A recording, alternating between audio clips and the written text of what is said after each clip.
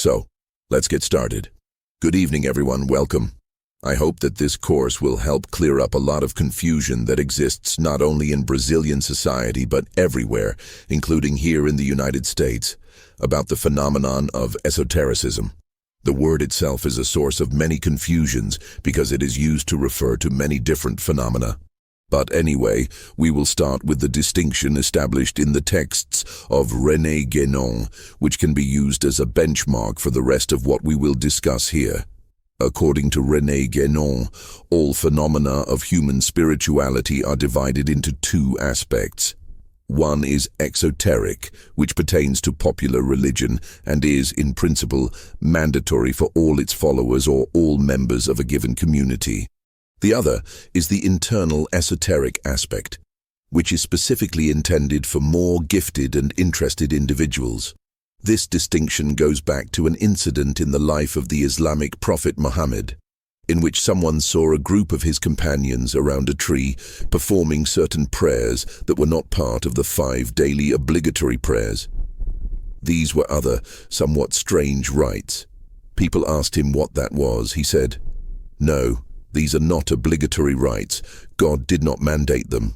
They do this out of personal voluntary devotion." From then on, these two types of rites were consecrated.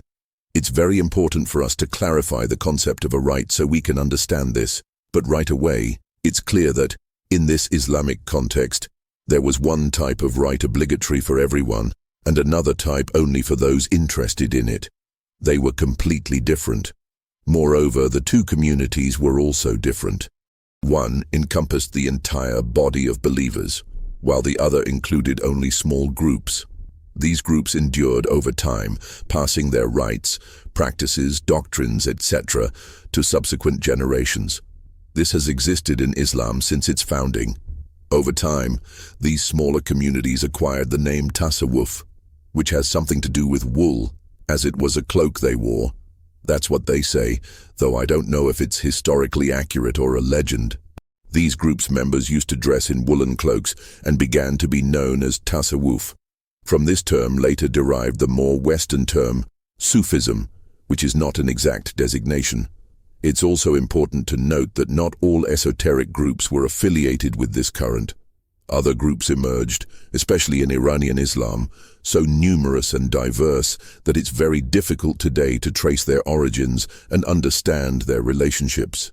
The matter becomes even more complex, as membership in these groups implied certain rites, called initiatory rites. These are concepts we'll need to explain further. The concept of a rite and the concept of initiation, without which none of this can be understood. So, I think a good starting point is to clarify the concept of a rite and an initiatory rite. What is a rite? A rite is the formalized repetition of a primordial act. The creation of the world, a specific revelation, or any moment in the divine history of the world. There are evidently various types of rites. The most common are the so-called magical rites. Magical rites involve manipulating the forms of entities and therefore their affinities, at least apparent ones, to control certain subtle forces of nature. Perhaps the clearest example of how this works is Chinese acupuncture. In traditional Chinese medicine, it was believed that there were certain pathways in the human body through which energy circulated. By stimulating specific points, one could affect not only the point itself, but also all points connected to the same pathway. For instance, by pressing a point on the big toe, one could affect the liver. This concept gained attention in the West, especially after Richard Nixon's visit to China, when diplomatic and trade relations were re-established. The effectiveness of traditional Chinese medicine sparked curiosity and attempts to explain it.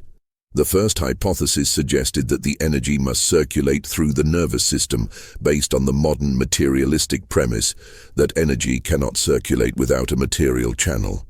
However, experiments injecting a radioactive isotope into acupuncture points revealed that it did not follow the nervous system but rather traveled through immaterial channels, later called meridians. This is an example of a subtle force of nature, a systematically identifiable energy traveling through invisible channels. These channels are not like tubes through which energy flows. The energy itself delineates its pathway. This implies that, in addition to your anatomical structure and known physiological processes, there is a third, purely energetic network through which this energy circulates. Controlling this kind of subtle, natural energy is what we call magic. You are not invoking a deity or requesting anything. You are in control of the situation. As soon as you identify those energetic processes, you can, in principle, manipulate them. There is a fascinating text by Claude Lévi-Strauss called The Sorcerer and His Magic, where he studies the widely acknowledged phenomenon in certain indigenous tribes, both African and American, that a sorcerer can kill a person purely through magical processes. Such deaths have been observed, leaving Lévi-Strauss baffled as he tries to understand how it works. He explains that the phenomenon functions in culturally homogeneous settings where everyone believes in the effectiveness of such practices. The mere knowledge that a spell has been cast upon them can terrify the victim to the point of inhibiting microcirculation, leading to organ failure. This, however, remains a hypothesis. The fact recognized is that death by sorcery works. Another example is alchemical processes. By manipulating specific elements through the links of sympathy, analogy, and contiguity, long-range effects can be achieved. For instance, in a book titled Law by William Maton, a historian named Armand Barbeau retraced the steps of an alchemical procedure allegedly capable of transforming base metals into gold. While he didn't achieve gold, he reached a highly advanced stage called drinkable gold, a golden liquid produced without any golden element, using only plants and other components, all aligned with astrological configurations. This drinkable gold was said to cure almost every disease with just a single drop, though its production was exceedingly minimal. This example serves as testimony to the existence of subtle natural forces, even if poorly understood. Another such force is depicted in Kirlian photography, which captures the energy aura surrounding a person. It shows visible modifications in the aura based on one's emotional or physical state. Similarly, Wilhelm Reich's Orgone box presents another case. Reich theorized that the universe is permeated by a fundamental energy he called orgone. By entering the box, constructed with layers of specific materials, people reportedly felt inexplicable physical changes. Though his ideas, such as describing Jesus Christ's life as a massive explosion of organ, might seem exaggerated, they underline the existence of subtle forces that interact with human energy fields. In Islamic tradition, these subtle forces are sometimes personified as jinns, which are invisible yet material elements of nature. The Islamic concept of the demon is therefore different from the Christian one. For Muslims, a demon is simply a jinn. Quranic recitations are believed to provoke changes in the environment, even influencing animals. I personally witnessed cats gathering behind a person praying as if participating in the prayer themselves. This is another example of the subtle forces in nature. Any manipulation of these elements is called magic. Magic evidently lacks any religious scope. Religious scope begins when you start addressing entities of a spiritual scale, not material forces, but spiritual elements that control the material world, such as angels. Within the rites that we might more properly call religious, there are also various types. One of them is propitiatory rites. For instance, when starting an enterprise, you might seek the protection of angels or God. Similarly, there are sacrificial rites, where you offer something believed to be pleasing to the gods. Propitiatory and sacrificial rites exist in all religions worldwide to some extent. Some work, others don't, and we don't know why.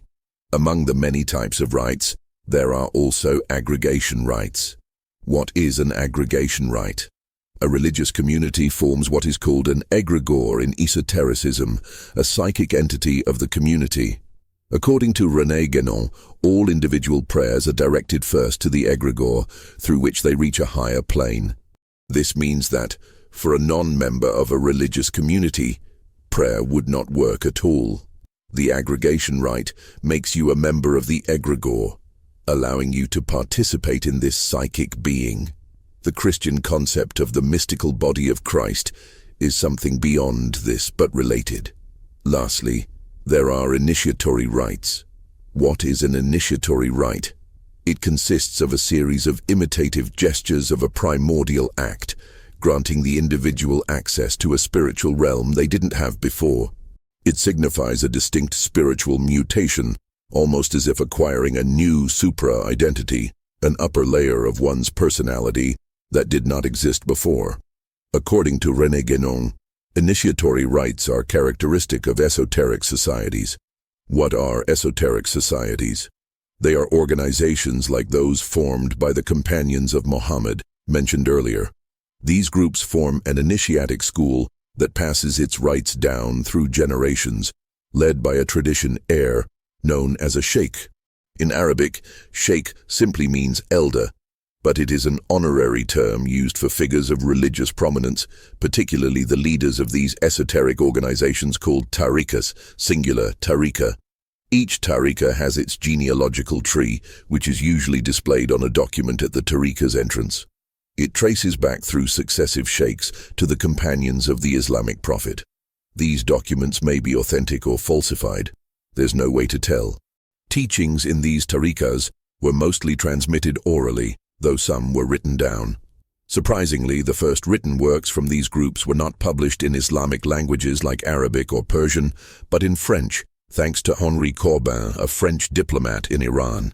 Corbin's translations revealed an immense philosophical movement within Iran, showing that Iran alone had more philosophers, some more fascinating, than all of Europe combined.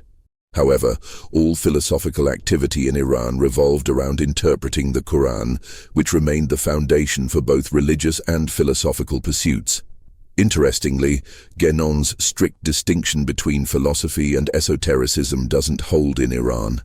In the West, philosophy and esotericism are separate domains, but in Iran, what they called philosophy often included elements of initiation and esotericism. Meanwhile, in the Arab world, there was a clear division between esotericism, Sufism, and philosophy.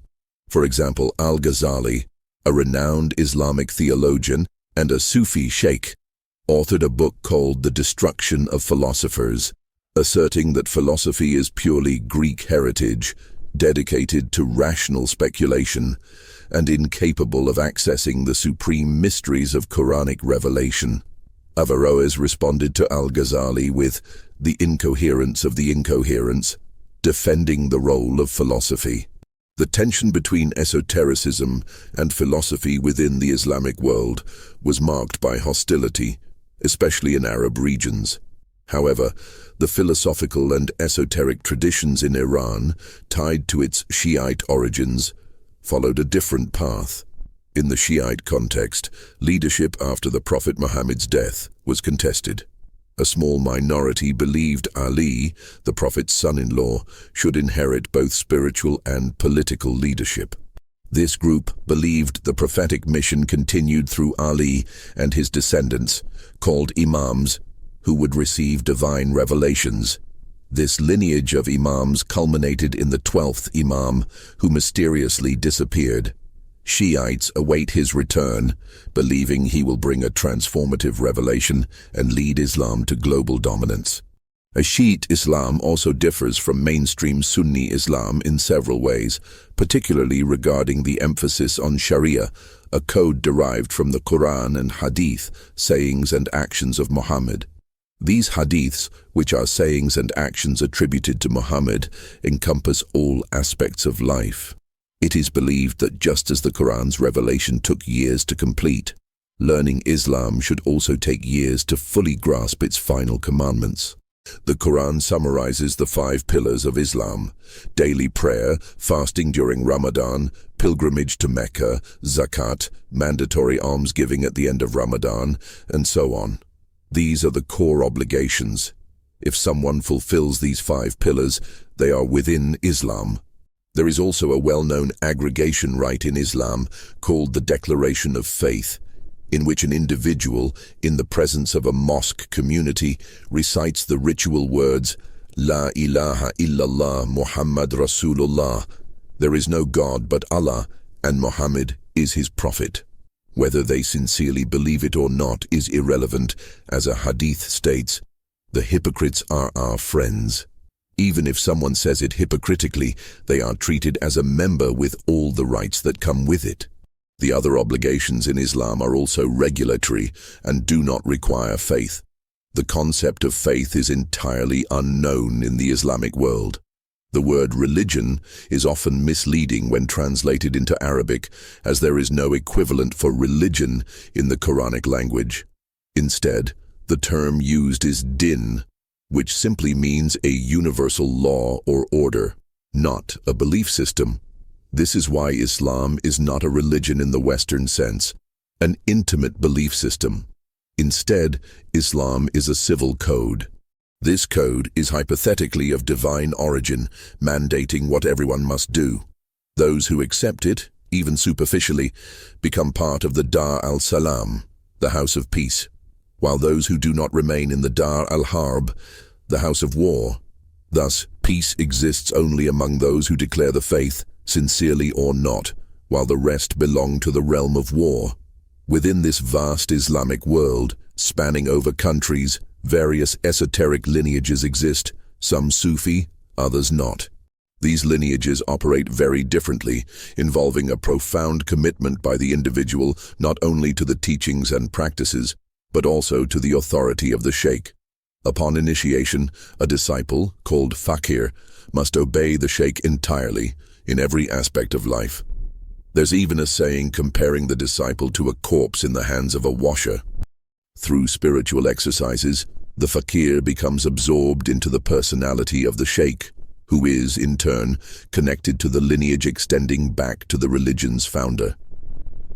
This creates a profound identification between the disciple and the sheikh, where the sheikh becomes, in practice, the image of God for the disciple, although this expression is considered heretical in Islam.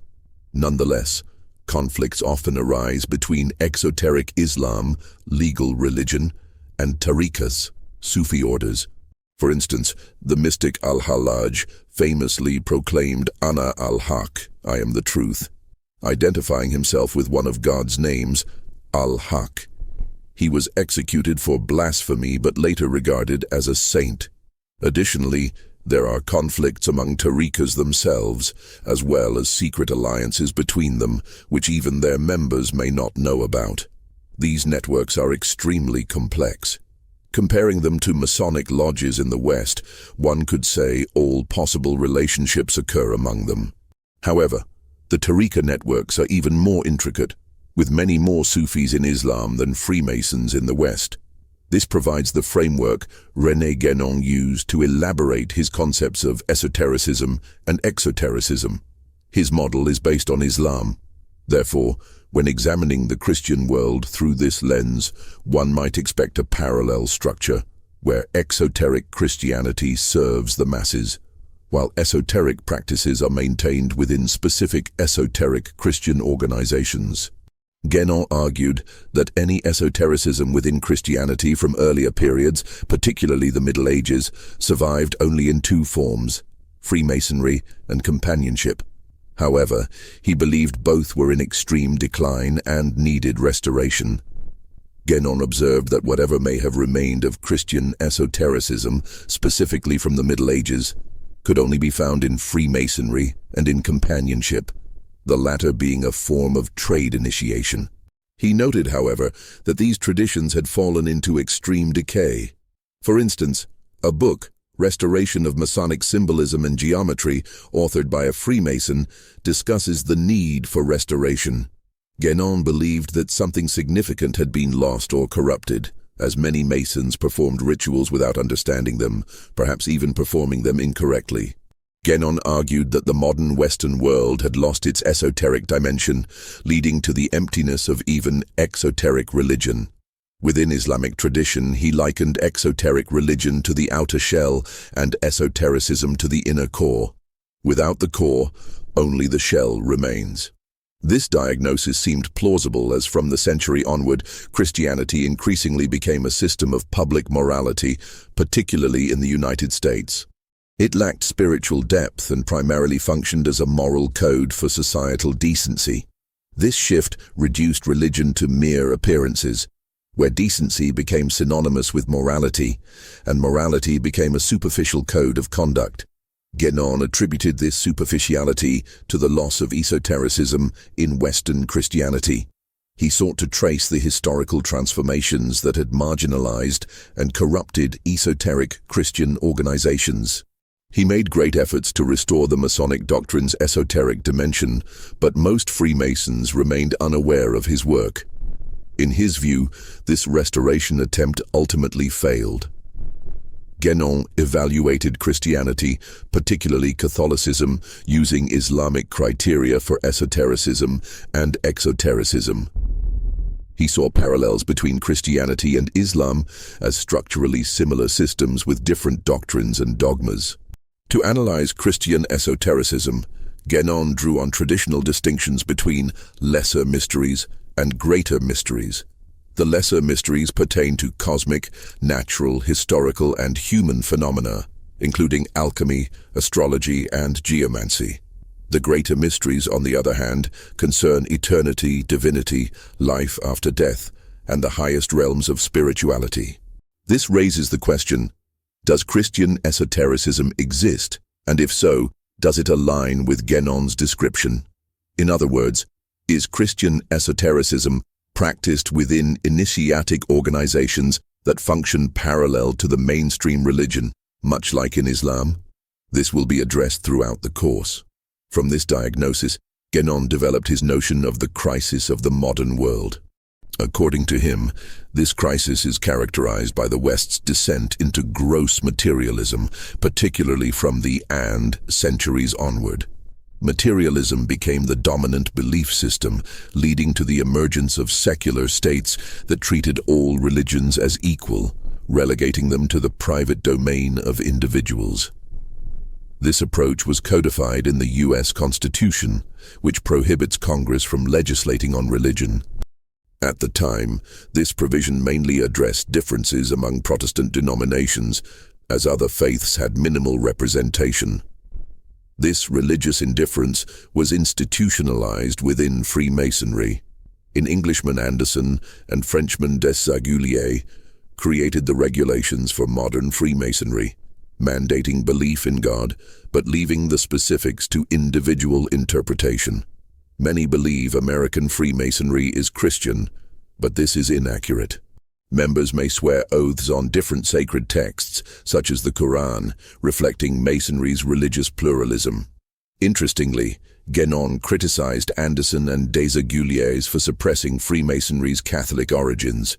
While this critique highlights their secularization of the tradition, Guénon himself benefited from Masonry's religious indifference, which allowed him to explore Islamic esotericism within a Masonic context. Guénon traced the origins of Freemasonry to medieval trade guilds, particularly those of stonemasons. Architecture was considered a universal art, combining various sciences such as arithmetic, geometry, physics, and medicine, giving stonemasonry significant prestige. In the Middle Ages, esoteric knowledge was often written in stone. Gothic cathedrals like Notre Dame or Chartres encoded alchemical, astrological, and geomantic symbolism. While these symbols were accessible to anyone, only those willing to delve deeper could uncover their meanings.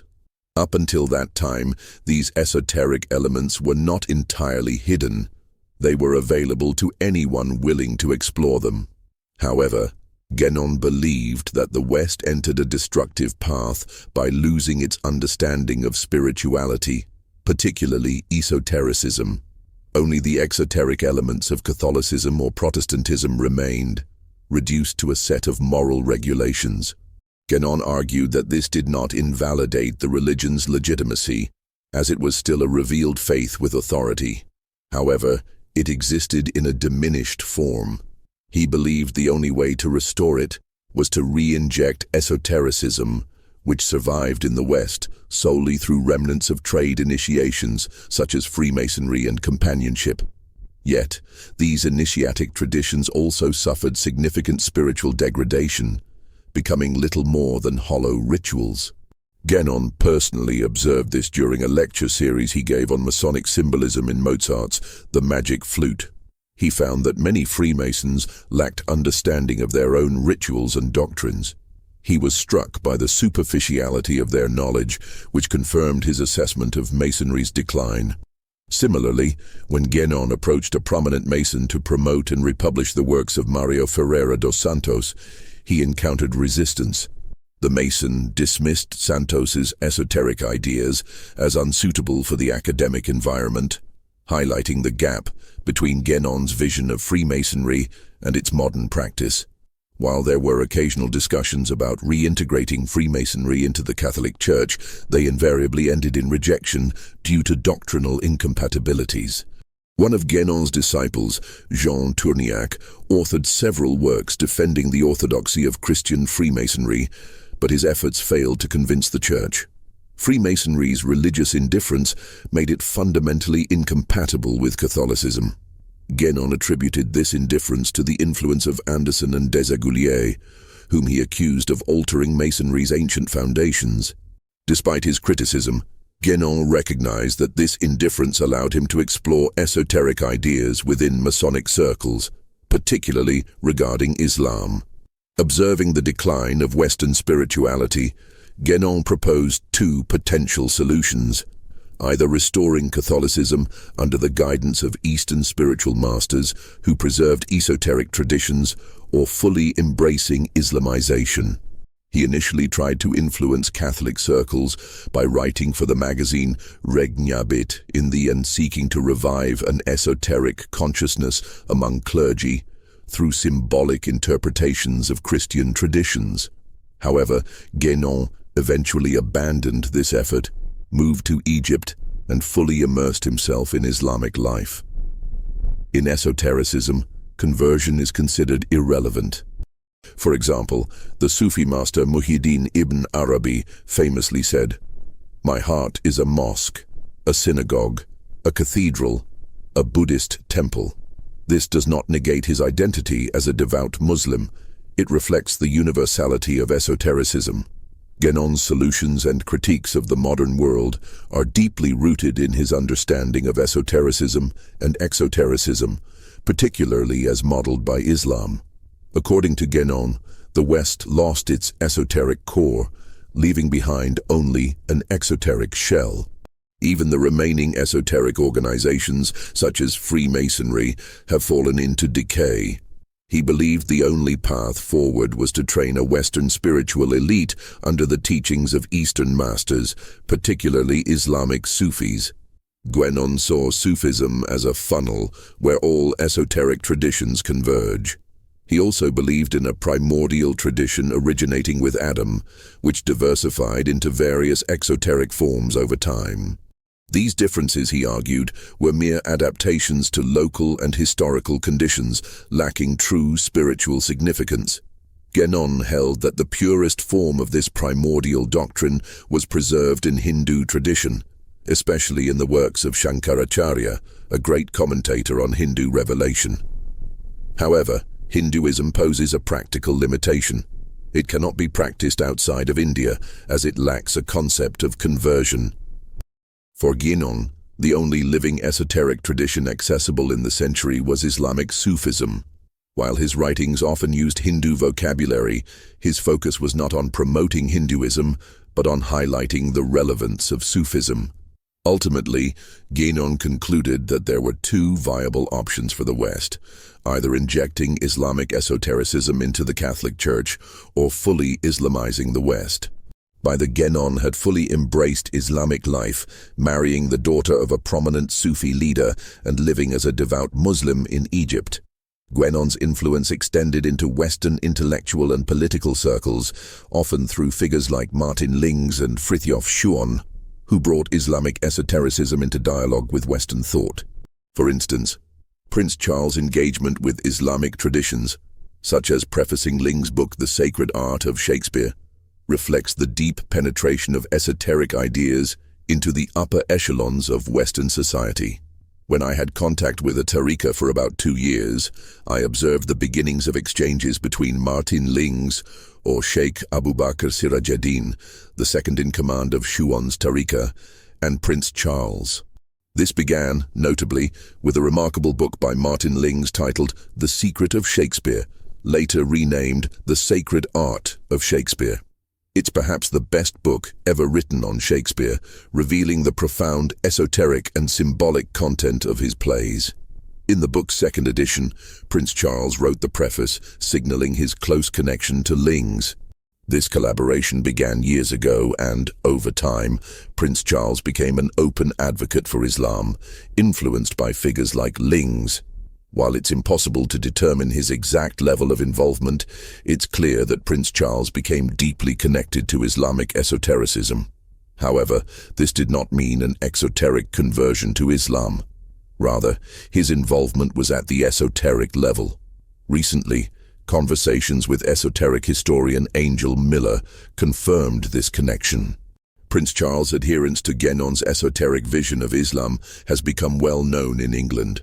This highlights the distinction between exoteric and esoteric levels, where conventional notions of conversion do not apply. What matters in esotericism is not conversion but obedience to the sheikh and participation in the tariqa. For example, Rama Kumaraswamy, the son of renowned art historian Ananda Kumaraswamy, maintained his Catholic faith exoterically while being an active member of a tariqa. He even taught at a Catholic seminary and authored works critical of modern Catholic reforms, including the destruction of the Christian tradition. Despite his Catholic exoteric practices, he remained fully committed to his Sufi obligations, demonstrating the compatibility of esoteric participation with exoteric adherence to another religion. Studying esotericism requires comfort with ambiguity, as many questions have no definitive answers. Kumaraswamy once said, "In esotericism, every question has 2 answers, yes and no." This duality reflects the complex and often paradoxical nature of esoteric traditions, where certainty is rare, and one must embrace doubt and ignorance. From Guénon's perspective, the West faces 3 possible futures: descending into barbarism, restoring the Catholic Church under Islamic esoteric influence, or full Islamization. Signs of barbarism are increasingly evident, as seen in the rise of mental health crises and social decay in Western societies. Guénon considered barbarism not a solution but the core problem. Restoration or Islamization, therefore, were the only viable paths forward. However, the Islamic immigration fueling this transformation often exacerbates barbarism, with rising violence and cultural clashes in the West. Whether this is a deliberate strategy to accelerate decline or a symptom of broader issues remains unclear. Nevertheless, Guénon's vision for a spiritually restored or Islamized West seems increasingly unlikely, given the chaotic state of contemporary events. It is doubtful that Guénon would have been optimistic about the results of Islamization seen thus far. This brings us back to the question of Christian esotericism. Did Guénon present this issue correctly? And does Christian esotericism hold the potential for renewal? Is there a form of Christian esotericism distinct from what Guénon described, offering the Church the means for self-renewal without external intervention? This hypothesis will be explored in upcoming lectures. For now, that's all. There are many questions here that pertain to topics we'll address in future lectures, so I'll skip those and focus on general inquiries or those specifically related to today's discussion. Semi Azeka asks, if the core matters and not the shell, doesn't this apply to Christians who reject denominational affiliations, embodying true Christianity as profound inner transformation? The answer is decidedly no. Without a shell, there is no core. Guénon emphasized that adherence to an exoteric framework is a prerequisite for participation in its esotericism, both in Islam and Christianity.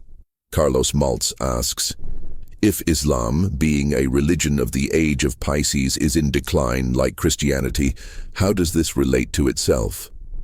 That's very difficult to answer today.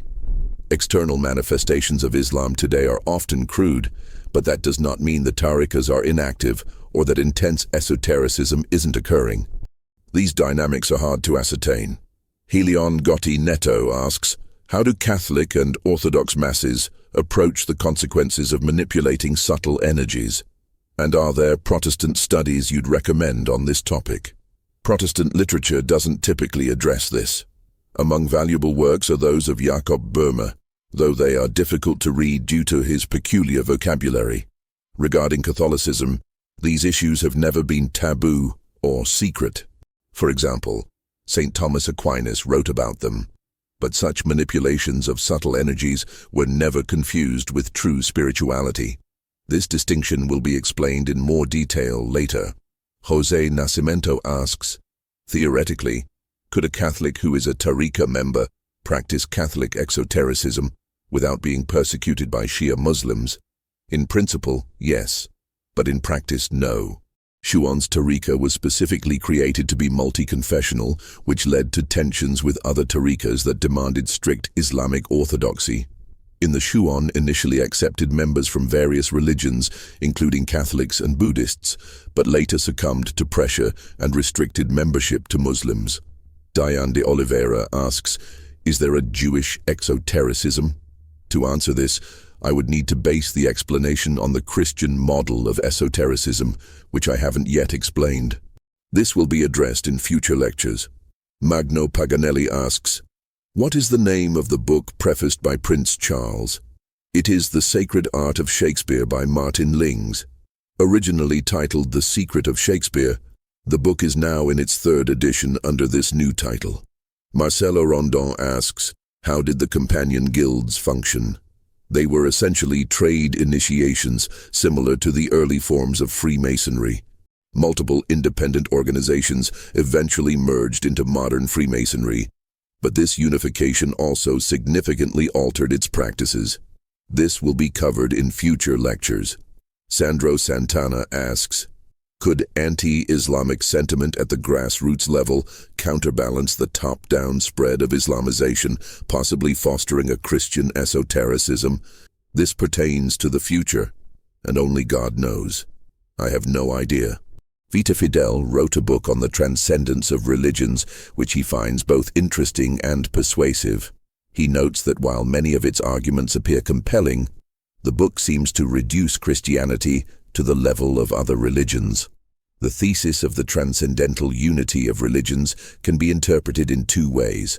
First, as a shared metaphysical structure among all religions, such as distinctions between the absolute and the relative, or the hierarchy of reality's levels. In this sense, all religions do align, as metaphysics deals with the structure of reality, not salvation. However, the idea of a universal super-religion encompassing all others is entirely unacceptable. Any attempt to present a unifying religious framework that subsumes individual traditions is not only incorrect, but undermines their unique spiritual paths.